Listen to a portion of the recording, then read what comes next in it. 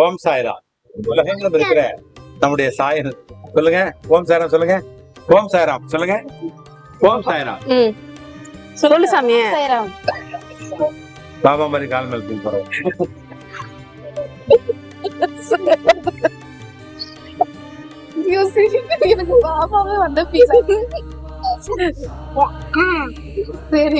ஓம் சாய்ராம். குழந்தைனாலே பாபா தான். உலகங்கள் இருக்கிற நம்முடைய தாய் சொந்தங்களுக்கு நம்ம நிறைய பிரார்த்தனை பண்ணிட்டு இருக்கோம், நிறைய ஹீலிங் பண்ணிட்டு இருக்கோம். இருந்தாலும் பாருங்க, இந்த பிள்ளை பேர் வந்து ஜோதிமணி அப்படின்னு பேர். ஜோதிமணி நாமக்கல்ல இருந்து வர்றாங்க. பல நாட்களா இங்க வரணும் அப்படின்னு பாபாட்ட வேண்டிக்கிறாங்க. எப்ப பாபா கூப்பிடுறாரோ அப்பதான் வர முடியும் இல்லையா? இப்ப வந்திருக்காங்க. நம்மளையும் பார்க்கணும், ரொம்ப ரொம்ப நம்ம மேல ரொம்ப அன்பு, அதனால பார்க்கணும்னு சொல்லிட்டு ரொம்ப அவளா இருந்தாங்க. நானும் எங்கேயோ வேலையா இருந்து வந்த உடனே வந்துட்டேன். இப்ப அவங்களே சொல்லுவாங்க இங்க என்னென்ன நடந்தது. இங்க பாருங்க, ஒரு பெரிய உண்டியல் நல்ல வெயிட்டா இருக்கு. இத வந்து ஷீரடிக்கு கொண்டு போறதுக்காக அவங்க வேண்டிட்டாங்க பாபா. அது என்ன நடந்ததுன்னு அவங்களே சொல்லுவாங்க. சொல்லுங்கம்மா, நீங்க சொல்லுங்க. ஓம் சாய்ராம், ஜெய் சாய்ராம். நாங்க நாமக்கல் மாவட்டத்துல இருந்து வரேன். என் பேர் ஜோதிமணி. ஐயா சாய்ராமுக்கும் எனக்கும் ஒரு 7 வருஷமா ஒரு தொடர்பு. சாய் மிராக்கல் குரூப்ல இருக்கேன். ஆனா ஆல்ரெடி இந்த குரூப்ல வந்து நானா வந்து சேரல. என்னை யாரோ ஒரு 3rd person தான் சேர்த்து விட்டாங்க. ஆனா சேர்த்து விட்டவங்களே இப்ப என்னோட லிங்க்ல இல்ல. அப்போ சாய்ராம் வந்து நிறைய கூட்டு பிரார்த்தனைகள்லாம் வைப்பாங்க. அப்ப பாப்பாவுக்கு உடம்பு சரியில்லாம போகும்போது சாய்ராம் கிட்ட சொல்லுவேன், மறுநாளே நல்லா போயிடும். அதுல இருந்து சரி சாய்ராமுக்குள்ள வந்து ஒரு பாபாவோட பவர் இருக்கு அப்படின்னு சொல்லிட்டு அடிக்கடி பேசுவேன். நல்லதும் பேசுவேன், உடம்பு சரியில்லைனாலும் பிரார்த்தனை வைக்க சொல்லி பேசுவேன். என்னன்னா வரணும்னு ரொம்ப ஆசைப்பட்டேன். 7 வருஷம் வரணும் ரொம்ப ஆசைப்பட்டேன். ஆனா வரவே முடியல. பாப்பா தள்ளிக்கோ. வரவே முடியல. இப்போ ஒரு 2 மாசத்துக்கு முன்னாடி வந்தேன். சாய்ராம பாக்கணும்னு நினைச்சேன், பார்க்க முடியல. அதனால வந்து வீட்டுல வந்து உண்டியல் சேர்த்து வைப்பேன். தினமும் பாபாவுக்கு வந்து அன்னதானத்துக்குன்னு போட்டு உண்டியல் சேர்த்து வைப்பேன். எங்க வீட்டுக்காரும் அதுல பைசா போடுவாங்க, நானும் அதுல பைசா போட்டு வைப்போம்.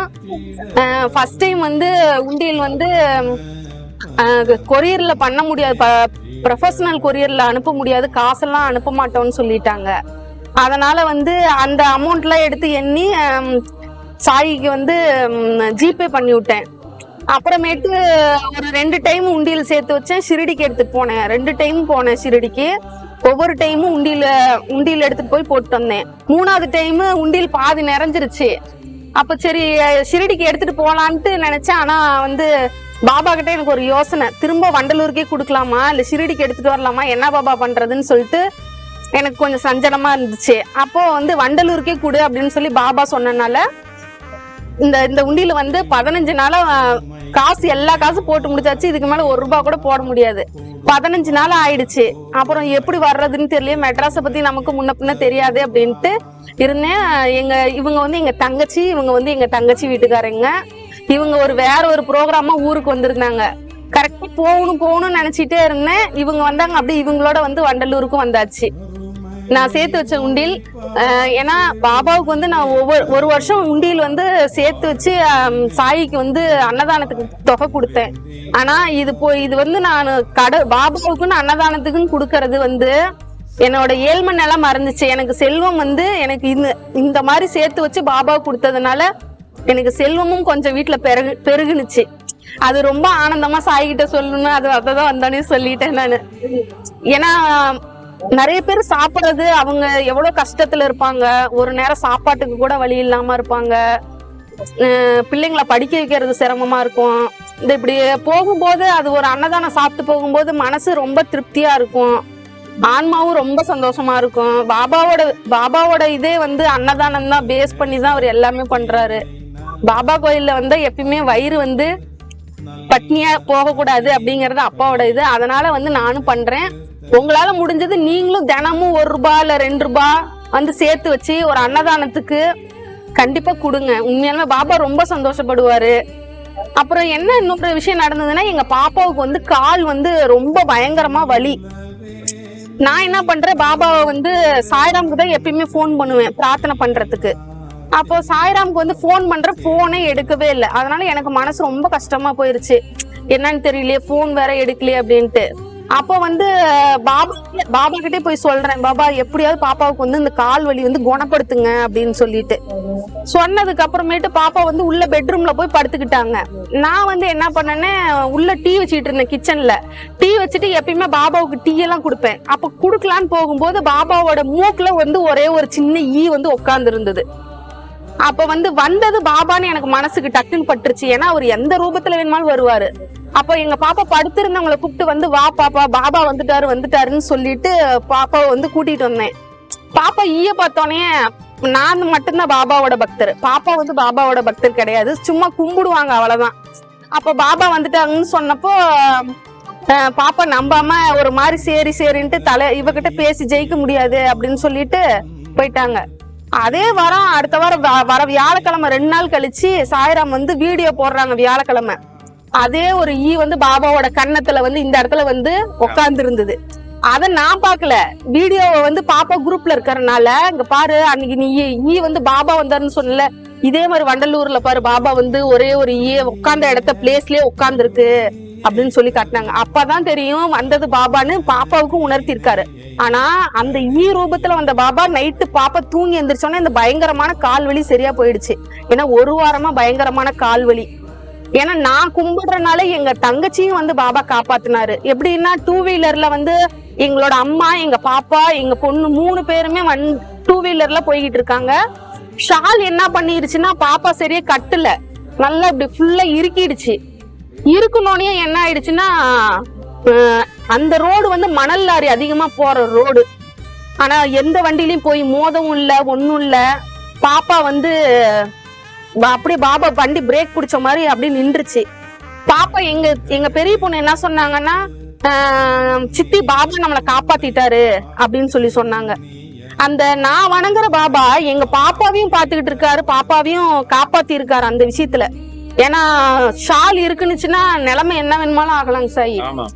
கண்டிப்பா. ஏன்னா அவ்வளோ மணல் லாரி போற ரோட்ல இருக்குனுச்சுன்னா கிறுக்கி விட்டு நம்ம அடுத்த வண்டியில போய் விழுந்துருவோம் நம்ம. அந்த மாதிரி சூழ்நிலை இல்லாம கூட பாபா கண்டிப்பா காப்பாத்தினாரு. உண்மையாலுமே சாய்ராம்ஜிக்கு அந்த ஐயா கிட்ட கூட வந்து அந்த கையில கூட பாபா தெரிஞ்சாரு பாருங்க. உண்மையிலுமே நான் வந்து வாழும் பாபாவா நான் நினைக்கிறேன். அவருக்கு வந்து உண்மையாலுமே அவ்வளவு ஒரு பவர் இருக்கு. உண்மையாலுமே கண்டிப்பா வண்டலூருக்கு வந்தீங்கன்னா பாபாவோட பிளஸ்ஸிங்ஸ் உங்களுக்கு கிடைக்கும். சாய்ராம் வந்து ஹீலிங் பண்ணுவாரு, எல்லாமே நல்லதே நடக்கும். இங்க வர்றதுக்கு ஒரு பிராப்தம் வேணும். 7 வருஷமா வரணும்னு நினைச்சேன், கண்டிப்பா முடியல. சாய்ராம பாக்கணும், அவர்கிட்ட ஹீலிங் வாங்கணும். ஏன்னா நம்ம குடும்ப வாழ்க்கையில இருக்கறனால நமக்கு எப்படியும் பாபா கிட்ட இருந்தாலுமே மன சஞ்சலப்பு, மன அமைதி இல்லாம நமக்கு போயிடும். அதனால அவர்கிட்ட ஹீலிங் வந்து வாங்கணும், மனசு கொஞ்சம் அமைதியா இருக்கணும். அமைதியா இருந்தா மட்டும்தான் பாபாவை பார்க்க முடியும். நான் அமைதியா இருக்கும்போது அவரை நாமத்தை சொல்லும் போது எனக்கு அவரு கண்டிப்பா காட்சி கொடுப்பாரு. எந்த பூஜை பண்ணாலும் இந்த செவுத்துல தெரிவாரு. நிறைய விஷயங்கள்லாம் பண்ணிருக்காரு. சமைச்சுக்கிட்டு இருப்பேன், செல்லு சினிமா பாட்டு ஓடிக்கிட்டு இருக்கோம். சமைச்சிட்டேன் பாபா வாங்க டைம் ஆகுது சாப்பிடறதுக்கு அப்படின்னு சொன்னா சினிமா பாட்டு கட் ஆயிட்டு பாபா வந்து வால்பேப்பர்ல நிப்பாரு. அந்த மாதிரி நிறைய விஷயங்கள்லாம் நடந்திருக்குது. பாபா நான் கும்பிடுறதுனால மத்தவங்களையும் காப்பாத்துறாரு, அதுதான் உண்மை. ஜெய் சாய்ராம். பாபா அப்பாவை பார்த்ததுக்கு, எங்க சாய்ராம்ஜி பார்த்ததுக்கு ரொம்ப ரொம்ப நன்றி. சாக்க வச்சதுக்கு பாபா நன்றி. இதுல என்னன்னா, ஜோதி அப்படின்னு அவங்க பேரு. என்னையும் என்னை விட பெரியவங்களா இருக்கிறவங்கலாம் என் குடும்பத்துல எனக்கு நெருக்கமான சொந்தக்காரங்களாம் என்ன ஜோதின்னு தான் கூப்பிடுவாங்க. ஸோ அந்த வகையில எனக்கு இன்னும் ரெட்டிப்பு மகிழ்ச்சி இந்த பிள்ளை வந்து நம்மளை பார்த்ததுல. அதுலயும் அவங்க தங்கச்சியும் வந்து இருக்காங்க. ஸோ அவங்களுக்கும் அடுத்தடுத்து வரக்கூடிய மாதங்கள்ல ஒரு குழந்தை பாக்கியம் கிடைச்சி இந்த தொட்டில போட்டு அவங்க சந்தோஷமா அவங்களுடைய இந்த பிரார்த்தனை நிறைவேற்றிய அந்த ஒரு சக்சஸ் நியூஸ் சொல்லணும் அப்படின்னு இந்த பிரார்த்தனை கூப்பிட்டு வேண்டிக்கிறேன். இந்த பிள்ளை ஒரு நாள் இல்ல, 2 நாள் இல்ல, நிறைய நாளா நம்மளோட தொடர்புல இருக்குது. நல்ல ஒரு சாய் பக்தினா அதுக்கு ஒரு உயர்வான, ஒரு தூய்மையான, அன்பான, உண்மையான அப்படின்னு சொன்னா இந்த பிள்ளைதான் அப்படி சொல்லலாம்.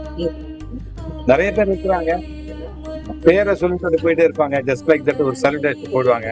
அந்த மாதிரி இல்ல, ஆத்மார்த்தமா உள்ளார்த்தமா உள்ள இருந்து வரக்கூடிய அந்த ஒரு வார்த்தைகளும் ஒரு நிகழ்ச்சியும் ஒரு செயலும் ஜோதிமணிக்கு அது மாதிரி இருக்கு.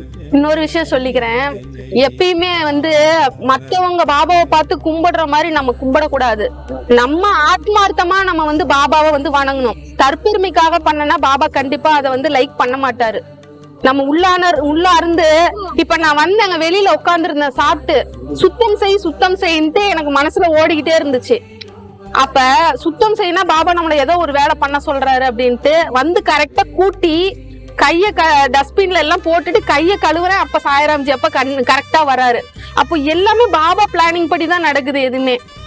அப்போ பாபா இல்லாம கண்டிப்பா இந்த இடத்துல ஒரு சுத்தம் செய்யறதோ எந்த வேலையுமே பண்ண முடியாது. எல்லாமே ஒரு 24 hours வாட்சிங் பாபா. நம்ம 24 மணி நேரம் என்னென்ன பண்றோங்கிறத பாத்துட்டு இருப்பாரு. பாத்திரம் விளக்குவே எங்க பாப்பா தண்ணிங்க ஏதாவது விட்டுருவாங்க, அப்ப கீழே உழுவுற மாதிரி போவோம், அப்ப யாரையும் பிடிச்ச மாதிரி இருக்கும். நிறைய விஷயங்கள் நடந்திருக்கு. புது வண்டி ஓட்டிட்டு போகும்போது யதார்த்தமா ஒரு நாள் கவனச்சிதறல் எனக்கு கண்டிப்பா இருந்துச்சு. நான் எங்க வண்டியில போனாலும் பாபாவோட நாமத்தை வந்து பாடிக்கிட்டே போவேன். ஓம் சாயி நமோ நமஹ, ஷிரடி சாயி நமோ நமஹ, ஜெய ஜெய சாயி நமோ நமஹ, சத்குரு சாயி நமோ நமஹ பாடிக்கிட்டே போவேன். ஆட்டோ குறுக்க வந்துருச்சு, ஆனா புது வண்டி பிரேக் அது தன்னை போல ஆஃப் ஆயிடுச்சு. அப்ப பாபாவோட நாமத்துக்கு நம்மளை சுத்தி என்னென்ன நடக்கிறதுங்கிறதும் அவருக்கு நல்லா தெரியுதுங்க சாய். கண்டிப்பா அந்த விபத்துல இருந்து நம்மளை காப்பாத்திட்டாரு. நம்மள ஆட்டி வைக்கிறவரே அவர்தான் தெரியுது. ஆமாங்க சாய், ரொம்ப மகிழ்ச்சி. இருங்க சாய்க்கு வந்து என் கையினால அந்த உண்டியில கொடுக்கறேன். சாய்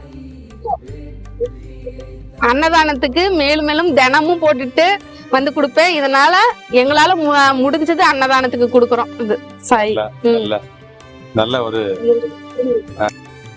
நீங்க எத்தனை தடவை போட்டிருப்பீங்க, எத்தனை தடவை நீங்க வந்து என்னென்னவோ பிரார்த்தனை பண்ணி இதுல போட்டிருப்பீங்க.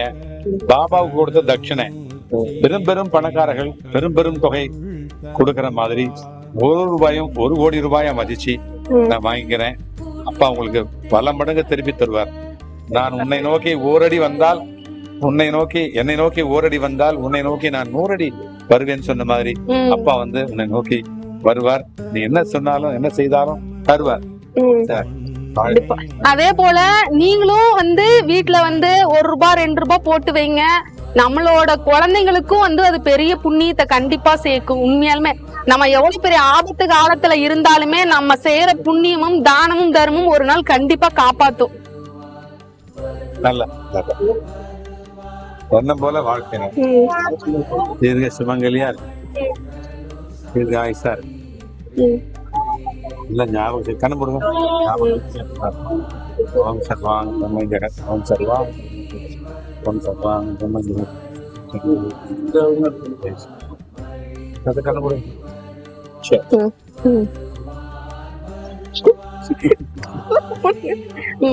ரொம்ப நன்றி.